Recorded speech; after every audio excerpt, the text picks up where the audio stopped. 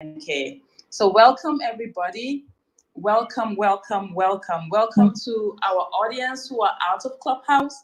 It's another week, another day to engage ourselves. So welcome. And to our Clubhouse audience, welcome. Again, I'll say MK as much as we can. Let's engage. Let's ping in people to be part of this. But welcome again. This is an ICON Club, International Committee on Nigeria. And we open this room to engage friends of Nigeria today. How exciting that is. The issues in Nigeria are unbecoming. The insecurity issue is what can we do? But we've been engaging quite a number of people, renowned and respectful people, to come talk with us, not just for talking's sake, but to find ways that we can do something peacefully, legally, and worthwhile to see that the insecurity issues in Nigeria are cut, because there are a number of factors that we are dealing with. Is it Boko Haram? Is it the bandits? Is it the kidnappers? Is it the Fulani militias? And all sorts. We've been bringing people. MK, it was quite interesting. We brought Archbishop Kwashi, we brought the Sheikh Khalid, and they came and engaged us. When last week we brought Stephen and Ada and Carl Apps to also engage us. And still on that, we have someone very, very learned in this area. And I am pumped to have him engage us for today. Again, before I go on, this is International Committee on Nigeria. It is our club, it is our room. An International Committee on Nigeria is about advocacy, advocating for human rights, the right to live, the right to religious freedom, and the protection of all vulnerables against all forms of persecution in Nigeria. We are a multi-stakeholder nonprofit organization working to secure a future for all Nigerians. We advocate, like I said, for the right to live, the right to freedom of religion. Whatever your religion is, you should be free to practice it. So we advocate for that. And we work in both the US and Nigeria. We try to raise awareness and build collaborative partnerships while providing powerful roadmaps to address erosion of religious freedom in Nigeria. So we collaborate with a lot of people, and this is one of the platforms we use to raise awareness and not just stop at that, but to engage people to see how we can all come together to find positive, actionable steps to protecting the lives of the vulnerable, and then calling out what needs to be done in Nigeria so all of us can be secured. So again, this is an exciting moment. And I always say to our Clubhouse audience, this event is being recorded and broadcasted live on all our social media platforms, from our YouTube channel, ICON PSG Media, to our Facebook page, which is ICON Help One, to our Twitter handle, which is ICON Help, and on Instagram, it is ICON Help. So if you're not on Clubhouse, you're still out there watching us, and together we're going to engage. If you have questions, hold them. If you have opinions, hold them. And if you have whatever it is to engage, hold them. And without further ado, MK, I want to just introduce our guest for today so we can dive into this moment that I have been waiting for. I came to know him like a few days ago, and it has blown my mind because he's one amazing person. We have as our guest Father John Anderson, such an amicable person to have join us here to engage us on this topic that we have, which is Friends of Nigeria speak to us about how to effectively engage for positive results when it comes to insecurities in Nigeria. Before I welcome him, I want to read his bio in brief. This is a very brief summary of his bio because he's one person that's been doing so much. So Father John Anderson is an amicable person, and he is a friend of Nigeria. See, I'm stressing, he is a friend of Nigeria. He is the priest of Antiochian Archdiocese of St. John, the Merciful Mission, New York Theological Seminary, Washington District of Columbia, USA. He is also the president for Freedom of Faith, Belief, Conscience, and Anti-Human Trafficking in Washington District of Columbia, USA. Father Anderson has an extensive bureau and divisional leadership in over 3 dozen countries, working in nonprofit capacities, corporate settings, as well as government agencies in developing nations and austere environments. This leadership experience includes working with the military, civil, political, and religious leaders and organizations at the local, state, and national levels with USG, the state, local, and foreign governments. Father Anderson is committed to creating cleaner, healthier, more effective government agencies, churches, and church organizations. Father Anderson is a very passionate about humanity and shows that by being an active activist on human rights. So for me, it is such an honor to have you join us on this conversation, Father John Anderson. So welcome, sir. I know he's very new to Clubhouse. This is his first time, so I'm just gonna see if we can unmute him. Father John Anderson, you would see like a mic button at the edge of your Clubhouse page. Please click on it to unmute yourself.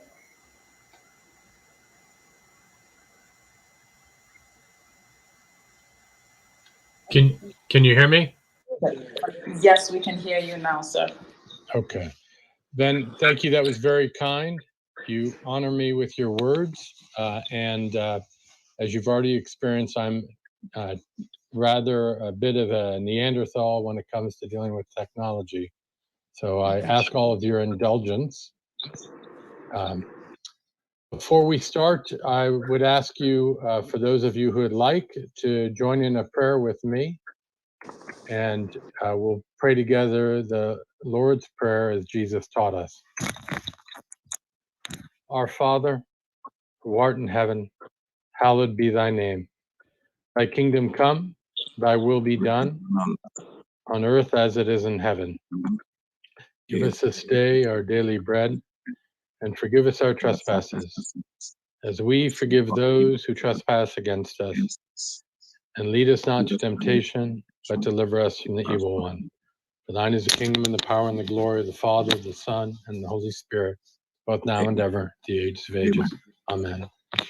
So I want to thank Ven, AJ, Kyle, and Stephen for this opportunity to speak to you.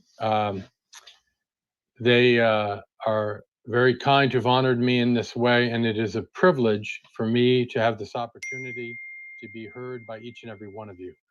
And I'll say that again. It is a privilege for me to have you listen to me, and I will not take that privilege lightly. I have been asked to discuss engaging governments and to give a hopeful message, so to speak, and I'm happy to do that. And the first thing I will always encourage you to do is to be peaceful and legal in your means and approaches. And that does two things. It's better for you because it prevents your hearts and minds from being hardened with hatred. At the same point in time, it keeps you on the right side of the law and the right side of whatever argument you're on. And it gives the enemies of truth, the enemies of peace, and the enemies of love, it gives them less ammunition, so to speak, to use against you when they try and denounce you in public. And they will try and denounce you in public every time they get a chance. So as we start this talk, I want to give you a little background on our rights as human beings, your rights. And the first section, and I ask you to humor me here, is from the Universal Declaration on Human Rights. And it is Article 19, of which the Federation of Nigeria is a signatory, by the way. Article 19, everyone has the right to freedom of opinion and expression. This right includes freedom to hold opinions without interference, to seek, receive, and impart information and ideas through any media and regardless of frontiers. God willing, what we're doing right now. Article 20, everyone has the right to freedom of peaceful assembly and association, and no one may be compelled to belong to an association. Again, God willing, what we're doing right now. Then I'm going to read you some excerpts from the Nigeria Constitution of 1999 with its amendments through the year 2011. Chapter 2, Fundamental Objectives and Directive Principles of State Policy, subsection 15. Accordingly, national integration shall be actively encouraged, while discrimination on the grounds of place of origin, your home, sex, religion, status, ethnic or linguistic association or its ties shall be prohibited, meaning illegal.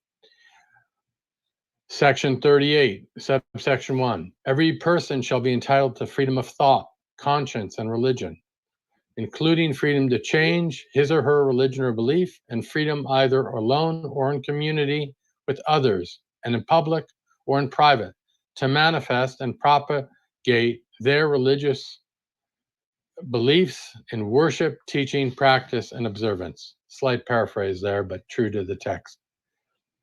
Section 39, every person shall be entitled to freedom of expression, including freedom to hold opinions and to receive and impart ideas and information without interference, without prejudice to the generality of subsection 1.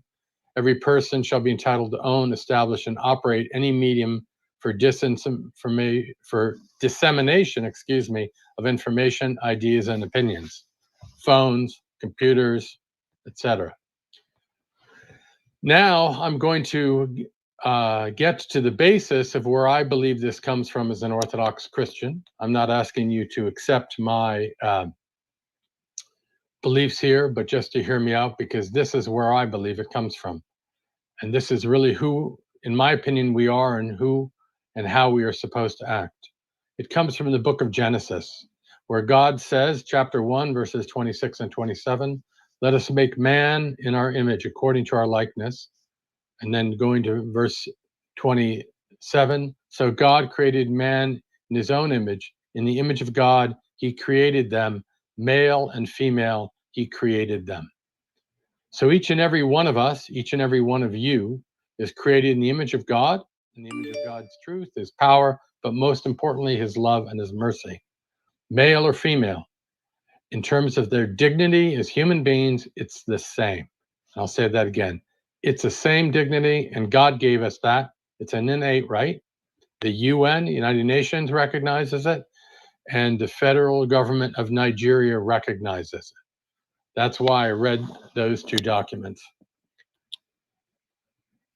But I also want to go on, because by the grace of God, science says, these are scientists, much smarter people than I am, that we are all children of, by the grace of God, of the mother continent of Africa. We are all descendants of our common African ancestors, regardless of our skin color, regardless of where we live now, regardless of the color of our eyes, the language we speak, and how we choose to believe with faith or without faith. Africa is the mother continent of all of us. Again, we are all children of common African ancestors and all of African descent. So we are family. We are brothers and sisters, fathers and mothers, nieces and nephews, uncles and aunts. And in the present circumstances in the Sahel and in Nigeria in particular, I'm going to quote a better known American of African descent, and that is of blessed memory, Dr. Martin Luther King Jr. And this is from a letter of his from Birmingham jail. Dr. Martin Luther King said, "Injustice anywhere is a threat to justice everywhere. We are caught in an inescapable network of mutuality, tied in a single garment of destiny. Whatever affects one directly affects all directly. We are all Africans, regardless of our skin color, our gender, and who our parents were. We are all descendants of common ancestors." And what I will encourage you to do is, against injustice, fear, and the horror that many of you are seeing or experiencing, to be the voices of God's mercy, truth, and love. Now I'm going to tell you some things about Nigeria that you know better than I do, but just to remind you, because sometimes when we're in difficult positions, when we have strong adversaries, we forget some of the basic circumstances. Nigeria is a country of over 210 million people, 7th largest population in the world. The average age is 20 or under. And by 2050, I believe the number will be 300 million people, if not sooner. And the United States at this point is only 330 million people. 1 out of every 40 people on the planet is a Nigerian. I'll say that again. 1 out of every 40 people on the planet is a Nigerian. So if you mix the whole population of the world, every 40th person, you'd run into a Nigerian. And Nigerians are people that come from over 300 linguistic groups and 500 ethnicities. So you represent in your country the microcosm of humanity. You represent all of us because you are Africans, but you represent the diversity and the plurality. In that regard, the diversity and plurality of humanity, the beauty of humanity. You represent all of that.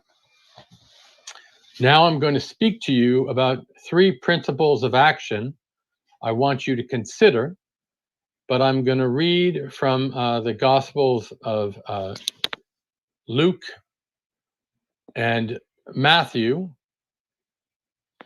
of the Christian faith to understand the context that I'm saying them from. And the first one is from the Gospel of St. Luke, chapter 18, verses 1 through 8. And it is about a woman pleading before a judge. Then Jesus told them a parable, a story, about their need to pray always and not to lose heart. He said, in a certain city, there was a judge who neither feared God nor had respect for people. In that city, there was a widow who kept coming to him and saying, "Grant me justice against my opponent." For a while, the judge refused, but he later said to himself, "Though I have no fear of God and no respect for anyone, yet because this widow keeps bothering me, I will grant her justice, so that she may not wear me out by continually coming." And the Lord said, "Listen to what the unjust judge says. And will not God grant justice to his chosen ones who cry to him day and night? Will he delay long in helping them? I tell you, he will quickly grant justice to them. And yet when the Son of Man comes, he will find this faith on earth." The second reading is from the Gospel according to St. Matthew chapter 10, verse 16. And it's about being innocent or harmless. "Behold, I send you out as sheep in the midst of wolves. Therefore be wise as serpents and innocent or harmless as doves." And the third foundation for action, I will say to you, is about Emmanuel. For those of us in the Christian tradition, we are in Advent. We are waiting the coming of the Christ child, the baby Jesus, so that God, Emmanuel, is with us. God is with us. He is with each and every one of you. And regardless of our circumstances, through all of our lives, we have hardship, we have pain, we have powerful adversaries, but he is always with us. And he is with every action and voice that creates or protects mercy, love, peace, and truth. So from these 3 things, I'm giving you 3 principles for engagement. Be relentless. Be relentless in your communication and engagement. You are direct descendants from the oldest people on earth. You must be relentless. And you must engage. And you must engage in the way that the youth do. I am older, and as AJ will tell you, or Ven will tell you, or others will tell you, not particularly skilled in social media and so on and so forth, but I do know about relentlessness. But I would leave you to display and actualize, to put in operation your relentlessness in the communications that the youth, that young people, particularly Nigerians, are so good at doing. Use social media, use Instagram, use Twitter. There are tons of platforms like Clubhouse and StreamYard. I just learned about today. Use whatever means necessary to get out, to communicate, to engage peacefully, legally, respectfully, but get out there and be relentless. Be relentless. Exhaust your opponent as the woman would exhaust the judge. Exhaust them. They will get tired of hearing your cries and they will change, because what we're going to talk about is not only you raising your voices, and as you know, one voice out in the middle of a forest or out in the middle of a plain, you may not be able to hear it. But when you hear a chorus of voices, and I'm going to go back to the size of Nigeria. There are over 210 million. I think I looked the other day. The prediction was on the 30th of November, 2021, just a week ago, there were 213 million Nigerians. So then the question you simply need to ask yourself is, what percentage of the Nigerians need to raise your voice to appeal to the unjust judges of our day to get them to do something? And I will tell you, it's not much. It's not much. But in that, like the woman pleading, you must be relentless.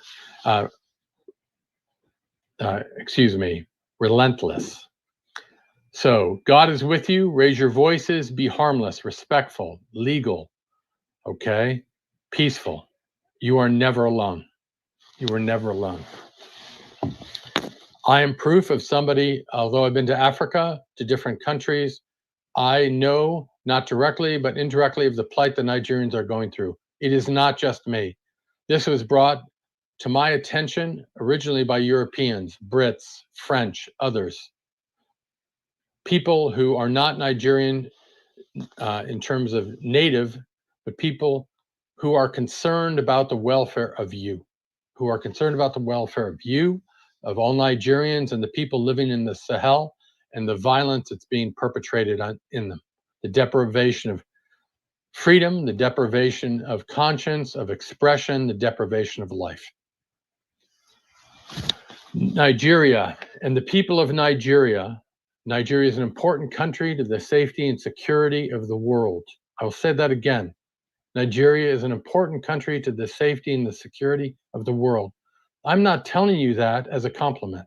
I'm saying that to you as a fact.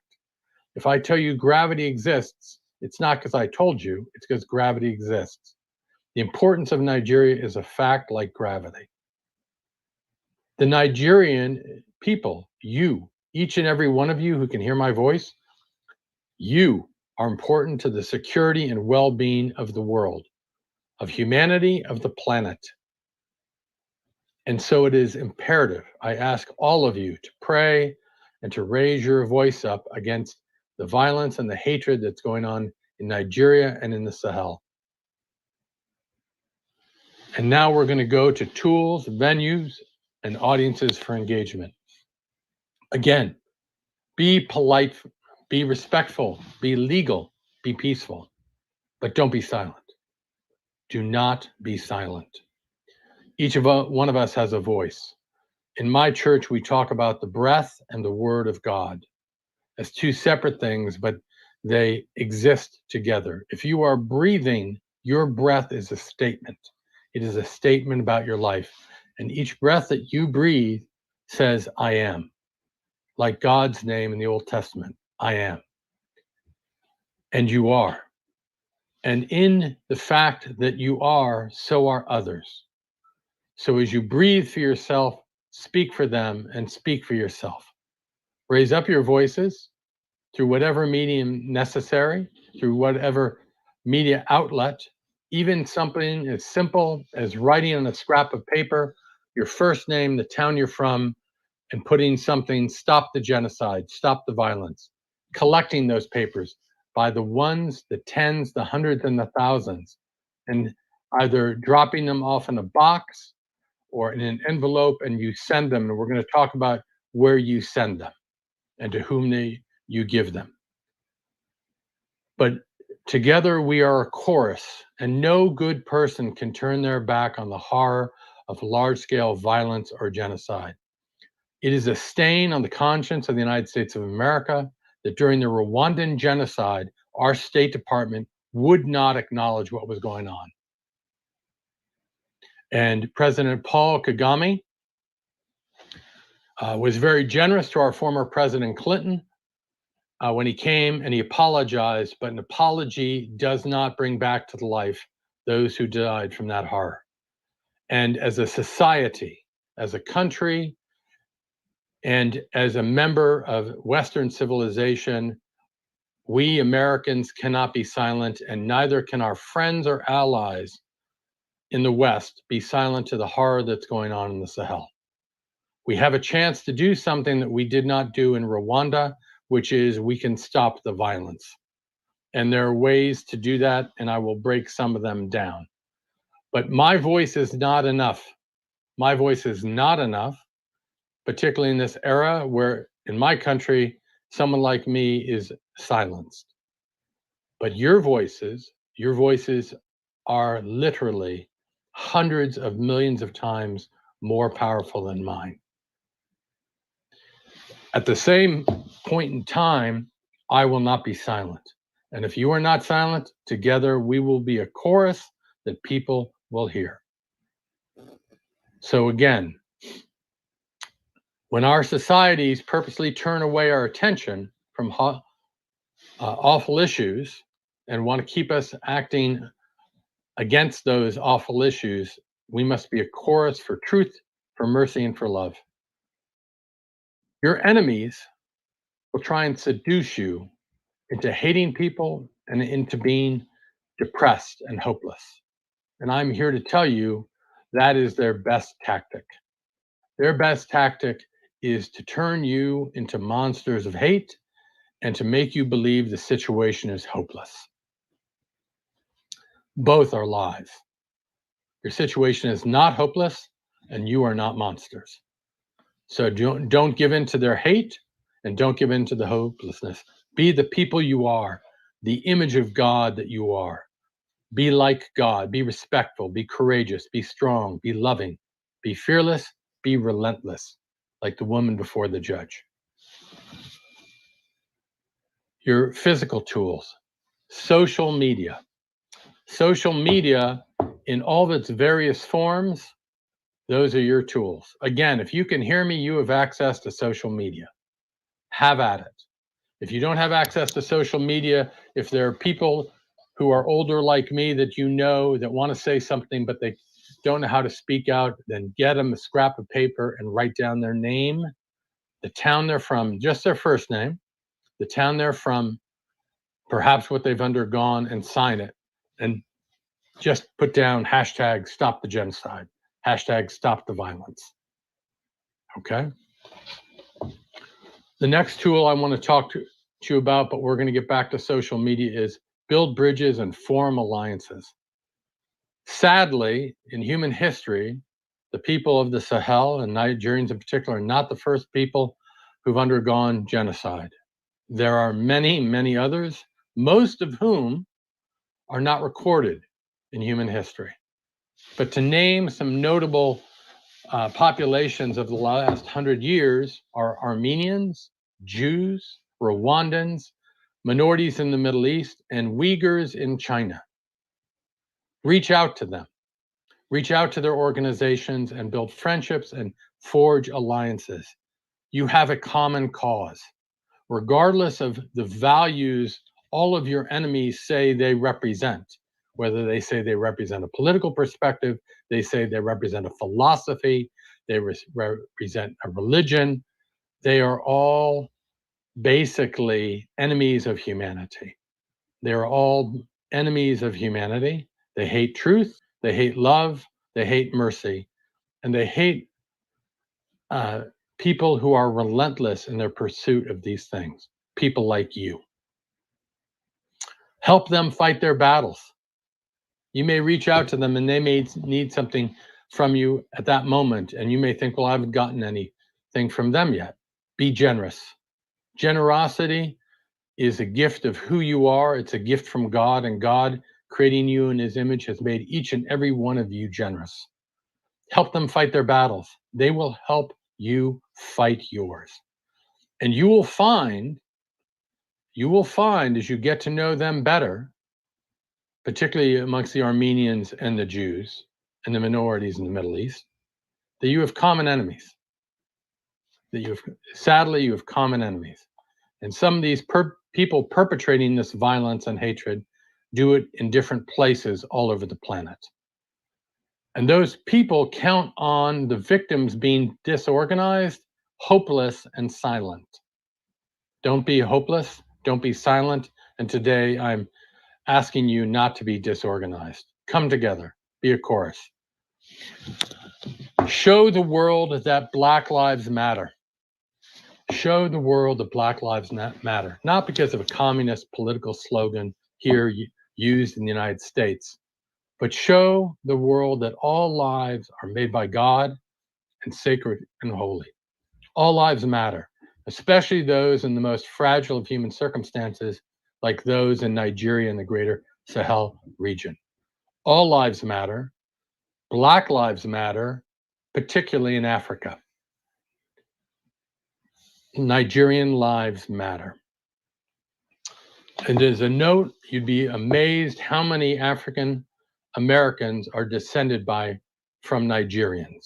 So when somebody says they're an African American, the real question is, are they an African American with both American descent and African descent? And is the African descent from Nigeria? So you'd be surprised how many other cousins you have who may look more like you than I do, but who are of African descent in this country, on this continent. Reach out to world leaders. Reach out to world leaders. In your region, it seems like things may be falling on deaf ears. I know because I've examined the issues around Nigeria and the greater Sahel, both within working in government and outside of government. And regionally, there seem to be a lot of deaf ears in the leadership of the region and Africa in general to your plight. Again, be a chorus. And then for this reason, I'm going to encourage you to reach out to leaders who will be reluctant to ignore your situation. Remember, Black African lives matter. All lives matter. They just need to be reminded. Write letters. Again, for those who can't write, have these people sign a simple note. Be honest about what you're putting on the note. Tell them and have them sign their name or make their mark. Their first name, their town. Hashtag stop the genocide, stop the violence. Help me, save my life. Anything like that will be of use and get the message across. Okay? I would encourage you to send communications, both through media, social media, physical letters, to every head of state of NATO, the North Atlantic Treaty Alliance, or OTAN, Organization Transit Treaty Atlantic Nord in French. Not that that was French, but. And I would also encourage you to send them to President Biden, to the Senate Majority Leader Chuck Schumer, and the Speaker of the House, Nancy Pelosi. Send them to Boris Johnson in the UK, Emmanuel Macron in France. Send them to Belgium. Both France and Belgium were complicit in different ways in what happened in Rwanda. They have an extra moral emphasis, if you will, to make sure another genocide does not happen in Africa on their watch. And I know, for instance, that France is actively fighting enemies of Nigeria and enemies of the people of Sahel in the Sahel. So I applaud them for that. Right to the heads of the Netherlands, to Denmark, Italy, Greece, even a small country like Montenegro, and last and not least, but right to Germany and Turkey. NATO is a powerful alliance, and there's evidence that NATO allies may be directly or indirectly complicit in the violence that's going on in the Sahel. But NATO has a moral responsibility to make sure that its member states are not involved directly or indirectly in crimes against humanity, such as genocide or human trafficking. Ask some of the heads of these countries, like the head of Italy, how many Nigerian prostitutes are in your brothels? How many Nigerian prostitutes are in your brothels? How many of these women came to Europe saying, you know, I want to be a prostitute? I think you'll find that none of them did. They were trafficked, they were taken advantage of, because Europeans, who really started a lot of the issues in modern Europe, turned a blind eye to the issues they created. I mean, look at the borders. Look at the borders. Do those borders make sense to anybody who lives there? They were written by people who lived outside of the country. So it's not that simple that they stop becoming colonial powers and set the countries on their way, when, like, severely dysfunctional families that never meant to be together, there are huge problems. They all bear a moral responsibility, particularly the members of NATO, to help you sort this out. Write to countries that have monarchs. And for those of you who are too young to remember, Nigeria once had a queen. I'll say that again. Nigeria once had a queen. Her name is Elizabeth II. She is a good, strong, moral woman. She was the queen of Nigeria from, I believe, 1960 to 1963. Okay, and she is still the queen of the United Kingdom. Write her. She is a mother. She's a grandmother. She's a great-grandmother. Okay, she has seen suffering as only women see it, and she understands the issues. Write the King of Denmark, the King of the Netherlands, the King of Belgium, the King of Spain. Why? They're heads of countries. They have families. Their political considerations are less often than the partisan politicians who are the head of a government at a particular point in time. In the United States, in addition to writing our President Joe Biden and Senate Majority Leader, Chuck Schumer, and Speaker of the House Nancy Pelosi, I would ask you to write the chairperson of the American Republican National Committee, as well as the chairperson of the American Democratic National Committee. The United States, in terms of the words of Martin Luther King Jr., one of our most hailed and hallowed Americans in the entirety of our history, has a vested interest in the security of Nigeria and the Sahel, has a vested interest in your security, each and every one of you. Make them aware of that. Work together. Put letters and messages together. If each of you sends out a message on social media, send out 100 messages in a day, or 1,000 messages in a day. Again, there are 213 million Nigerians. There are 213 million Nigerians. What a chorus you all can be. What a chorus you all can be. But you need to legally, peacefully, respectfully use means of communication like that widow to that judge, so that these people cannot turn a blind eye nor a deaf ear to you. Be relentless. Be loving, be merciful, be gracious. Pray for your enemies, but don't quit. Don't quit now, don't quit ever. Other people you should reach out to. Reach out to prominent entertainers and influencers. Nigeria has tons of them, but reach out to the diaspora. Reach out to the diaspora. If they're an entertainer and they live in the West, they're wealthy and they have influence. They have friends. They have friends. And if they can't do something directly, which I don't believe, because everybody can, I'm nobody and I get to speak to all of you. So if I am nobody can do somebody, they are, or somebody can do something. Reach out to them. Tell them the situation. Ask them not to turn a blind eye or a deaf ear. Ask them to speak on behalf of those who are being silenced, raped, murdered, and killed in Nigeria and the Sahel. They have an obligation. They live off the benefits of Western society. Western society lives off the benefits of things we get from Africa. They have a direct responsibility to you, to each and every one of you, to each and every one of us, as we do to them. So your responsibility to them is to not be silent and not let them be complacent, lest they be complicit.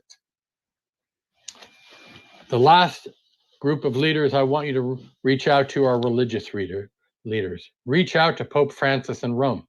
Reach out to Bartholomeus, the Orthodox Patriarch of Constantinople. He actually lives in Istanbul, Turkey. Used to be known as Constantinople. Patriarch Kirill of Moscow, another Orthodox religious leader, but directly in charge of hundreds of millions of people. The Imam of the great Grand Mosque in Mecca, or the Dome of the Rock. Reach out to all these religious leaders. Don't be silent. Be respectful. Be peaceful. Be legal, but don't be silent. Hashtags that you can use are NATO, stop the genocide. EU, say no to African genocide. African Black Lives Matter. You can make a hashtag, do African Black Lives Matter. You hear about Black Lives Matter in Western Europe, and it's interesting because we have people who are of direct African descent complaining about discrimination and so on and so forth. Some of them are millionaires, okay? If they believe that discrimination and oppression and persecution of people who are Black are an issue, and I believe they're sincere in their beliefs, then engage them in your struggle, because your Black life matters too. It doesn't not matter because you don't live in Los Angeles. It doesn't not matter because you don't live in New York or Chicago or London or Paris. Just because you live on the home continent of all of us, Mother Africa, your life matters just as much as any of ours or any of theirs.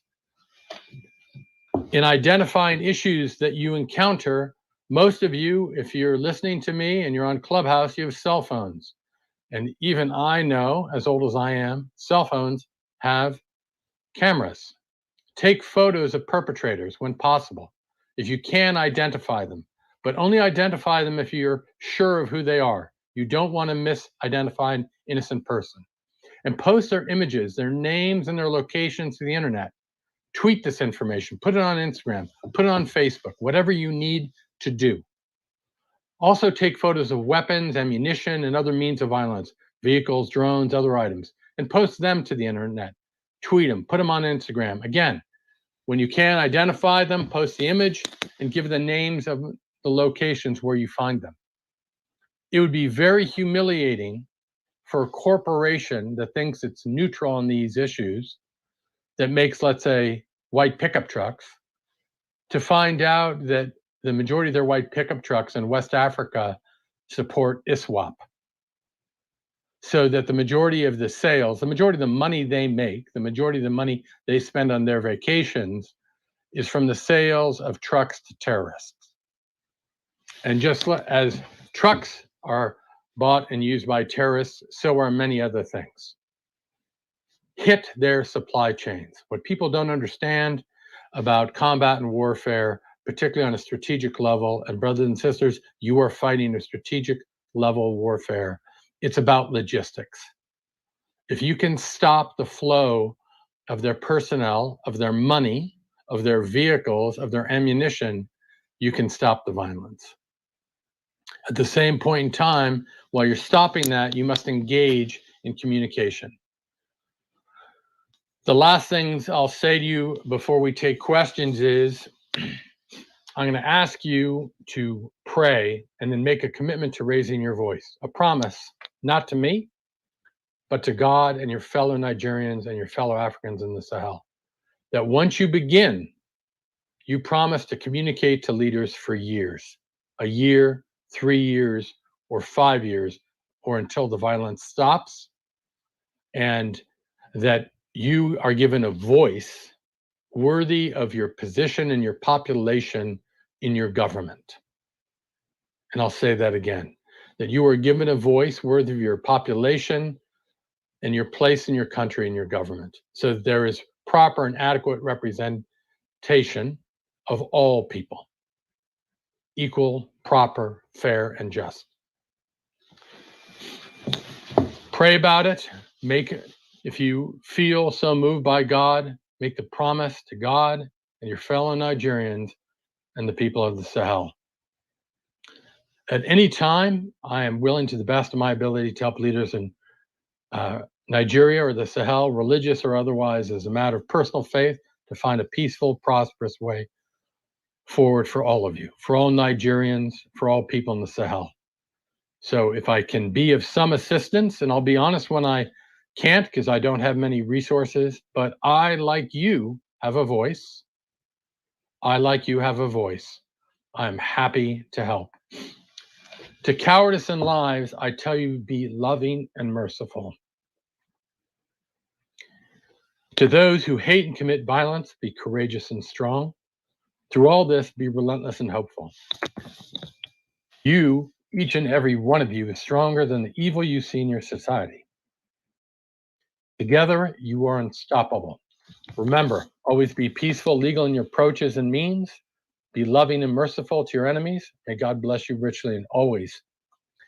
And this Advent season, may the love and the hope of the Christ child be with you and each member of your family and friends throughout the season and the new year. God bless you. Wow, thank you so much. Thank you so much. I see MK, you're ready to jump in. So much that Father Anderson said. We are very grateful. Insightful, practical. It's just we need to come together and just move forward. But MK, I would allow Stephen and Nida say a word, and then you can jump in, please. So Stephen, are you there? Yeah, Ven. Good evening, good afternoon, everyone. Good morning. Father Anderson, thank you so much for responding to this call. Just last week, you availed yourself to participate in this platform by giving these insightful, practical steps. Also, I think there will be a moment to ask some questions on how that connect with our previous activities and our ongoing activities, how to effectively engage and deploy these practical steps you have suggested. And also before I just, it's just to thank you, Father Anderson, and hopefully to see you maybe tomorrow or Thursday thereabout in DC. I would like to thank my pastor, Reverend Dr. Samson Adedokun, who has been here also, and that is really great. So we'll be able to connect. And Ven Dr. Samson Adedokun is somebody that you may gain from his own experience as well. Thank you. Thanks to everyone. Appreciate it. Thank you so much, MK. Before you jump, thank you so much, Stephen. I just want to quickly say that people, if you have questions or you have opinions that you want to engage Father Anderson with, please raise your hand. The raise hand button, it's on, okay? Raise your hand and we would allow you. I see Amir is on the stage already, but Amir, before I give you the opportunity to ask your question or make your contribution, I'll hand over to MK. MK, go ahead, please. I know you're eager and excited to engage Father Anderson, so over to you. Yeah, I am I'm thankful to Father John Anderson for availing himself and for being pretty much systematic. It's interesting. I was like, I thought about, I wish there was a monogram of all that he has said, outlined in a systematic way on how to use the tools and how to practically send these sort of communications in to these people, whether they are physical, whether so that people could sort of do that. And then I realized that okay, this engagement is recorded, but of course, though it is recorded, one question one would ask is, okay, how do you, for instance, send a practical message to NATO? How do you send a practical message to the Queen? How do you, for in what channels, what are the methods, what are the ways, how does it get to them in very concrete ways? That's one question that is on my mind. And of course, I mean, these things cannot be done in some very random, uncoordinated way. What would be his thoughts about how to effectively launch an organized way of getting communities of people who are under challenge of one sort or the other, organize these practical messages and sending them in targeted ways and in clearly communicated ways that will be, received in the way that will begin to deliver action. But fundamentally, the most important question that I have in mind is the fact that underneath this conflict, underneath these challenges, underneath this emerging genocide in Africa, and of course in the Sahel and in Nigeria, are issues of, like we have discussed previously with Father, we have discussed with Bishop Kashe and the Khalid, the Sheikh, are issues of political nature, issues of economic nature, issues of ethnic nature, issues of religious nature. How do we target these issues and direct them to these centers in ways that will make meaning to these people and these constituencies and leaders that he has sort of mentioned? Because I mean, people feel them in religious ways, people feel them in ethnic ways, people feel them in displacement in lands, people feel them in very well-structured ways in their own lives daily. How do they communicate the very specific nature of this in ways that are responsive to policy, in ways that are responsive to clearly understood communications and targeted at these constituencies of leaders? Thank you very much. Ben, would you like me to address that? Yes, please go ahead. Thank you. Okay. So what I see in Nigeria, having worked the issue from within the United States Agency for International Development and outside of it, is Nigeria is a multi-layered issue. And I think one of the most important aspects of that issue is to get the foreigners out of the problem. And I'll say that again.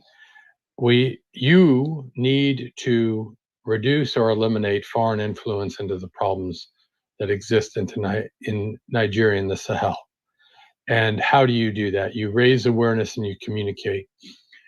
Anybody who has a telecommunications device can find the address, the mailing address of the Queen of England, the King of the Netherlands, the Speaker of the House. I mean, if you have to, you just write Nancy Pelosi, Capitol Hill Building, Washington, D.C. And the point and purpose of saying that, but it's easier for many people to do it on social media, for instance, is to peacefully, legally create a tidal wave of communication. A tidal wave that the news media is going to take notice of and is going to ask them about. And that's going to put them in some very uncomfortable positions because people are making money off the violence in the Sahel. People are making money off of it. Some of them directly. They're selling weapons. They make a profit from the weapons they sell. They're selling ammunition. They're selling oil to keep the weapons clean. They're selling vehicles to transport terrorists. They're making money. And the more that is brought to light, even by simple means of somebody dropping off 100 scraps of paper that say, my name is John, I am from Jos, my family was killed, please save my life, stop the genocide. Okay, they get 100 slips of paper that are like that or similar to that, or my family's from Kaduna province, or we used to live up by Lake Chad. They start getting handwritten notes and they realize that these notes, each and every one of them represents a human being they've turned their back on, and they're making a profit from their persecution or death. Okay, that weighs heavily on the human conscience, particularly during the Christmas season when we're all supposed to be generous, kind, and loving. And so that is a very simple, practical way to do that. Tweet it. The other thing I would tell you is where you can, and you have to be very careful of laws, is if you get a photo of somebody that has a sign that says "Stop the Genocide" in the Sahel or Nigeria, and you can take it next to a NATO sign or flag, and you post it on social media. Okay? All of these world leaders, I was in the US military for over 20 years. We don't know, when you're in the military and intelligence communities, you don't know everything that's going on, but you have a pretty good idea of who the good guys are and who the bad guys are. And there are ways to stop it. Again, strategic engagement, strategic warfare, not advocating violence, but just using the term warfare, is about logistics. You cut off their support, financial and otherwise, you tone down the violence radically. And to a certain extent, you can do that in Nigeria, but it seems that a lot of the leaders of the Sahel are kind of turning a blind eye to certain types of violence, and they really have a responsibility not to turn a blind eye to any violence. So they're not listening, but their allies are, and most of their prominent allies belong to NATO. Okay, and most of their allies that give them money, most of their allies that give them weapons or funding belong to NATO. And then a secondary step would be then you address logistical issues that make the terrorists or otherwise money, where you sit there and you organize boycotts. Again, peaceful, legal, merciful, loving. But these are all very, very simple things. And that's why I addressed it on that level, because I've tried to deal sophisticated, high level of government, and bureaucrats aren't known for courage, and bureaucrats in general don't like to address hard issues. They want to feel good about what they do at the end of every day. And I can tell you, having been a priest in the military, hard issues don't make you feel good every day, because when you address one hard issue, there's always another one waiting for you. And so in that regard, you must be relentless, because we are always fighting evil in our lives. But at the same point in time, just because evil exists doesn't mean we put our head in the sand, turn a blind eye, or run. We sit there and we address what is good in our society. We find our brothers and sisters. We identify the victims, and we go forward. So do it practically, do it simply. You have the means in your hands. You have paper, you have pens, you have social media. Do that. Look online, find the addresses, start sending them messages. If you and 10 friends every week for 2 years send messages to, let's say, 5 different people, they're going to get a flood of communications. And like that judge, they're not going to want to hear from you anymore. So they're going to give you what you want. I hope that answered your question. Thank you very much. I want to quickly say that, just to add to what you said, this is very insightful, even with the way you responded to the question, Father Anderson. Thank you. But we in ICON have also, we have our own platform that we encourage people. Like we said from last week, if you remember, we said if you have questions or you wonder how you can practically engage to make this happen, especially what the insight that Father Anderson has been bringing on, please send us a mail at info@iconhelp.org, and we would help organize beyond just putting together your friends. And this could sound overwhelming, but if we take the necessary steps Father Anderson is saying here, then there's hope. Then we can change our situation, you know. So I would encourage you to go to our website, iconhelp.org, okay, and drop your questions, drop whatever you need clarity on anything, and we will respond to you. But on the ICON front, we're really strategizing, and together, remember, Father Anderson said, together we can make it better. Together we can hit the world to know about what's going on in our country, in Africa, so that help can come. So I just wanted to add that to what you've shared, Father Anderson. Again, thank you so much. This is an ICON room, people. ICON is International Committee on Nigeria. It's also our club. If you've not followed us, please click on the green button above, and we would engage more. On our social media handle, Facebook is ICON Help 1, Twitter is ICON Help, Instagram is ICON Help. We have a lot of resources, and this is being broadcasted live on our YouTube channel. which is ICON PSJ Media. And for our audience out there, outside our clubhouse, if you have questions for Father Anderson, please drop them and we would ask him. Now I'll hand over. Amir, are you there? Thank you for being patient. Awesome. Okay, so I will give you the time to ask your question. Okay, thank you so much for giving me your time. I hope everyone is well. Firstly, this was Please, can you be loud? Can you be louder? We can't really hear you. Yeah. Are you hearing me now? And my voice is reaching to you? Yes, we can hear you a little bit. Yeah, what I'm saying here that firstly I'm thankful to you for giving me a chance to speak. Thank you for that. And also, this was not my account. This was my friend account. I am studying here in Iran. I was not in my country. I want to speak about foreign students. So I don't know whether you can help about that. You can do something. I want to speak about our Nigerian students who are studying abroad. Yeah. So what I want to say here is that actually here outside of country, foreign students from Nigeria are facing many problems, especially source of income, because when you leave your country, you don't have any way to get money except from your family. And nowadays, the condition is so critical in our country, in Nigeria. The condition is so critical. Source of incomes are so less. Even things are going expensive. So especially here outside country, the things are high more than there. So what I want here, or what I want help from you, if you can do something about that, about foreign students. Actually, foreign students need some help from you. So I think this is what only I can say. If you can do something, thank you. And also, maybe I can talk about country security.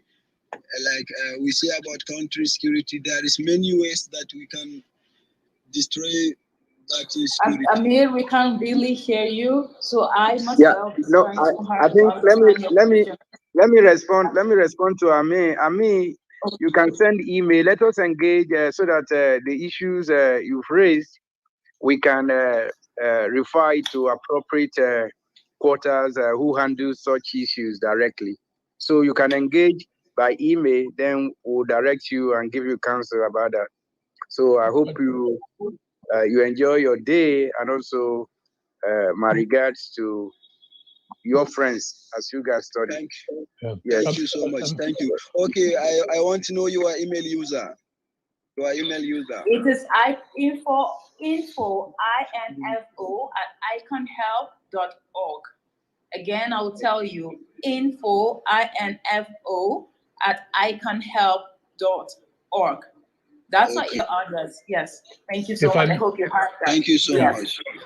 If I may address what Amir said. Go ahead. Yes, Amir, you can do something very simple, and it takes no money and very little time. Each one of your friends writes a note.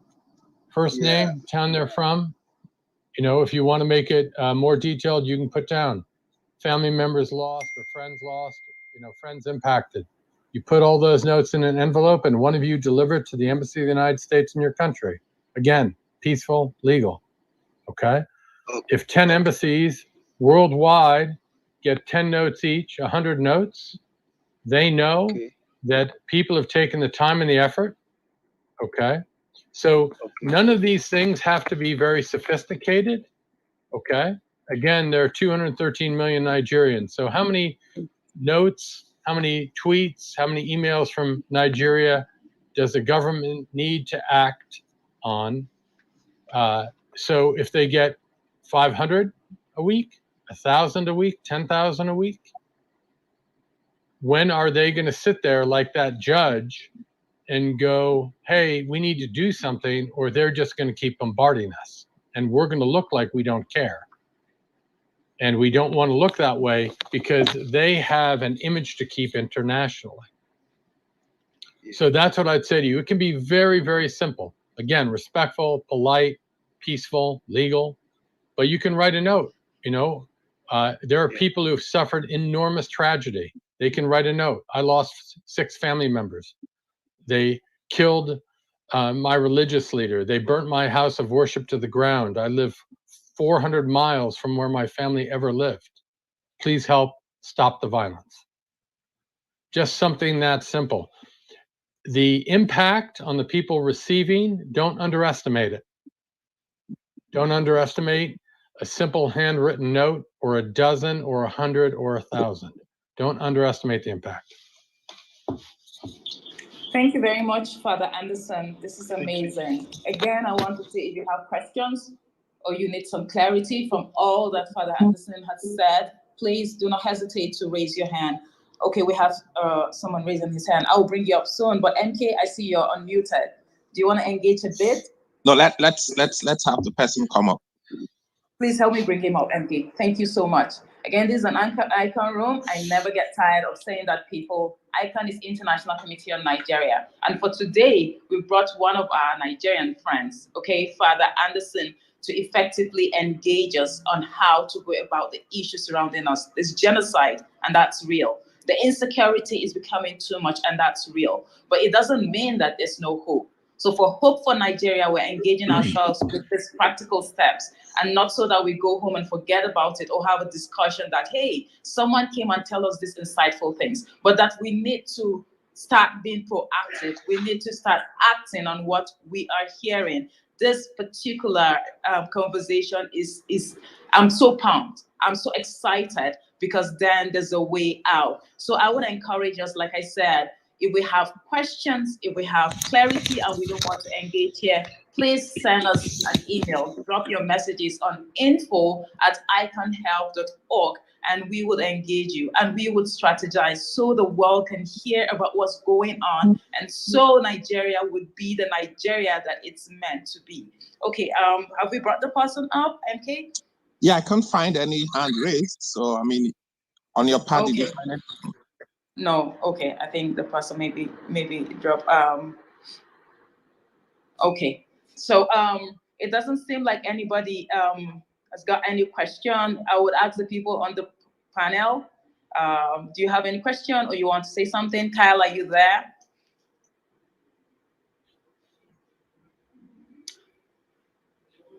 Okay, so this has been a very interesting conversation, MK. I think is next step now is just we need to come together because a house divided cannot achieve anything, right? So we need to come together to start putting, like practicing this insight that Father Anderson has just laid out for us. Father Anderson, thank you so much. Thank you so much. This is really an honor. It's an honor to have you come and just offload this wealth of experience, practical things that we can go on with. So we appreciate you and we say thank you for taking out time out of your busy schedule to settle in with us and just explain everything. This is something that we'll keep taking it out there so that more Nigerians, more people can hear about it and go ahead to just start doing something. We appreciate you. Thank you so much. Well, you honored me by having me speak. It was a privilege to speak to each and every one of you. I look forward to meeting you each in a peaceful and prosperous and happy Nigeria. And God bless you. And if you're celebrating the birth of Christ, may you find the joy and the love of the Christ child with you, particularly in this season. So thank you. Amen, and thank you too. And in advance, I will say Merry Christmas, even though we got to talk before Christmas. Yes, but in advance, we say Merry Christmas. So this has been very interesting conversation. We have a lot of work to do, but work that we don't just beat about the beach and ramble and wonder what's going on. These are practical steps, and the good thing is that this conversation is being recorded, played as live. But if you still go to our YouTube channel, ICON PSJ Media, you would find this conversation. It's recorded and it will be there on repeat so that you can listen to these insightful steps and say, okay, I need to do something. There's one or two things that you can always pick to do. But again, I want to say together we can make this happen. So don't work it out in isolation. If you come together, we can work in a way that this thing can be strategically planned, and then a result would come out of it. We in ICON are ready. That's why we're doing this type of platforms. We are ready to engage every Nigerian that is saying, let's do this together. So come and let's strategize to find ways of stopping what is happening, and so justice can be done and found to those who have been illy treated. I see you unmuted, Stephen.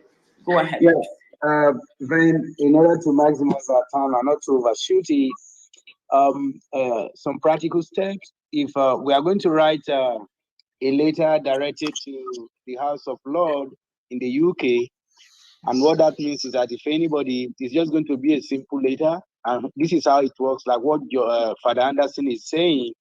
If you write on a particular issue which we'll share either here in the US or in the EU on a particular subject regarding Nigeria for action to be taken, what we call special ask, then that everybody here, an organization representing any organization, church, or himself or herself can actually sign, and that is how it works. So we can send specific tailored letters to head of states, kings, church leaders. So that is better because that is the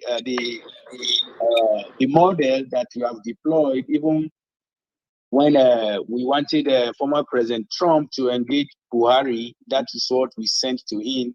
Civil society organization came together and we appended our signatures, and that is something that can happen. So we have emails and we have some contacts in most of these places, not all, that we can start off with. So maybe before next week, then we'll try to give you a template so that anybody can see it and say, okay, the wording of the letter or the petition is okay. And once you think you are okay with it, you can now sign on it. And then we can have 200 signatures, 500 thereabout, and then we forward it to the appropriate quarter and we follow it up. So that is one practical step to begin with. Thank you. And thank you so much, Stephen. This is amazing. MK, go ahead. Then I'll come in. Go ahead, please. Yeah, I think the interesting thing is continuing to engage and to probably, again, while we are attempting to target specific constituencies, specific individuals on specific issues, and clear strategies of communications, we probably need to also have a strategy to engage the local environment, target constituencies, and sort of, because sometimes, I mean, people are so depressed, people are so hopeless, people are so confused, people have been habituated in some particular way of engagement that they do not know how to make their engagements and communications effective or even to organize themselves. So perhaps one way that we also need to put on the table, and I understand that ICON is about to organize these strategies for next year, is to begin to look out for constituencies that are going through challenges and begin to sort of engage them and to facilitate information that will make them understand that there is a way that we must engage outside the usual propaganda that is aimed at nothing, that is more emotive and unstructured.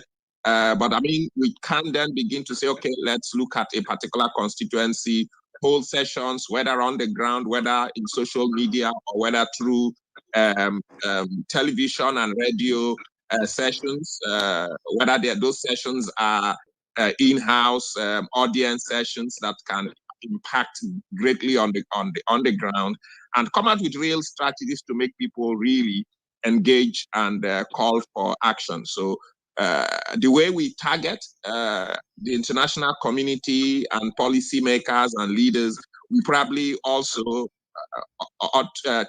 need to think about how we can engage the locals and see how we can sort of encourage them and extract the proper and appropriate type of communications from them to be able to engage properly, because there's a lot of pain, there's a lot of anger that is being misdirected, and to take Father John Anderson's word, done in ways that really do not actually meet the requirements of respectability, decency, and lawfulness that really do not go anywhere. Thank you. Thank you so much, MK. So much to take in here. I'm sure some of you are wondering, is it not too much? I want to say that for those of you who are still on and are still listening and watching, it shows that you are interested. I would say that please send us a back channel if you're on Clubhouse. Send it to MK or myself, and then we would get back to you on how we can come together to make this work. If you're out of Clubhouse, drop a comment. I see that we've dropped our email addresses and stuff in the chat box. Reach out to us, even through our social media handles. Again, I would say Facebook handle is ICON Help 1. Send us a message, inbox us, and we'll get back to you. On Twitter and Instagram, it is ICON Help. Please DM us and we'll get back to you. And also on YouTube, there's so many resources beyond this so that we can come together to make this work.